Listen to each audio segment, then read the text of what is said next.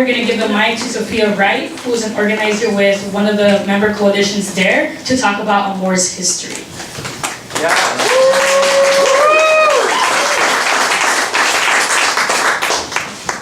Hello. All right. Thank you all for coming out tonight. So AMOR was basically the way that organizers and activists in this community wanted to bring together our independent efforts into one sort of big effort to protect our community from being broken apart after Trump got elected.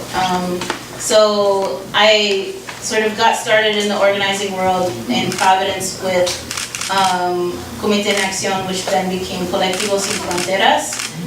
So for me, bringing together the connection between immigration, detention, and incarceration, and the ACI and prison system was like the biggest thing we could do to unify our fight against one system that breaks down communities of color and claims that it's different. But really, once you talk, and even listening to Lillian talk about her experience and how solitary confinement kept being used as a tool to sort of police her while she was detained, it just struck so many chords in terms of what I hear from people with organizing behind the walls at DARE, on how solitary confinement is used to break down people when they're locked up in prison for nonviolent crimes for life, you know?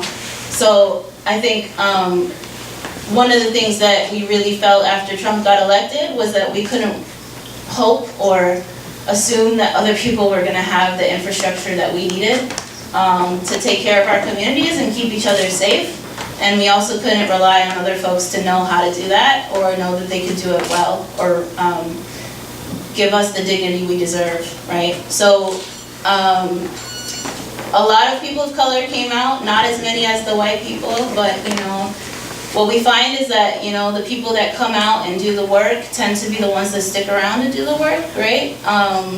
And because it takes so much commitment, right? Because we have so many things going on to try to just survive in this society, that if folks are able to throw down, they'll usually stick around as long as they can be supported and find loving community and healing community. So part of the goal of AMOR is to build something that is not just a temporary reactionary system, but a system that can help defend us against the institutions that we've seen in our communities for hundreds of years. So fighting against police violence, fighting back against immigration and detention, and recognizing that those things are intentional, they're not accidental, the systems are not just created and problematic and nobody realized there was an error. Like, those errors were created for specific reasons to make up for economic systems that this country was founded on. So, so I might be being a little bit wordy, but that's basically the foundation of our intent, and hopefully we can get a lot of support from people who don't maybe fully understand all of that, but understand the love behind it. Because at the end of the day, that's really what it is. It's about showing your love for people regardless of their experience. Even if you don't understand it, you can see the people's humanity and pull what you can together to invest in it. So I really am glad to work with Kata, who's been there from the beginning, even as a volunteer. You know, organizer for the first 3 years I knew her, and I'm really glad that she was able to become the director and keep everybody in line. And she's been really great, and we look forward to, like, you know, learning.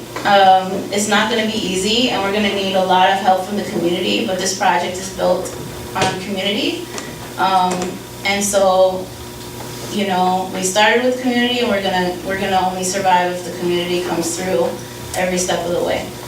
So I want to thank everybody for coming out and supporting us in the ways that you have, and of course, you know, our member organizations. We got FANG, we got DARE, we got Prism, we got Colectivos Sin Fronteras, Refugee Dream Center, and Coyote, Rhode Island. So,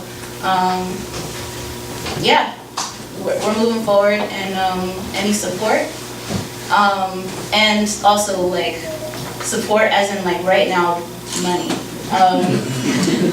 and also labor and help and volunteer work, right? So the hotline needs moderators, but also like Kat's job isn't funded for another few months. So to have that coordination happen, we need somebody to do it, right? So, and it's a lot of work, not just coordinating the organizations, but volunteers, helping them to understand, you know, basic stuff in order to get there. And so, think about it like this: the police have a full budget, right? The army, the military, you know, the prison systems have complete budgets. What we're doing right now is we're paying for the healing process, right? And we're paying for the preventative work that basically, you know, is trying to get ourselves out of that trauma. And that takes time, energy, and, you know, we gotta survive. So if you can, or if you know people and you wanna support us, there's so many ways to plug in. We've learned a lot about how to plug people in. I've learned a lot, to be honest. It's been great. So there is a place for you. Just let us know. All right, thank you. Thanks, Sofia.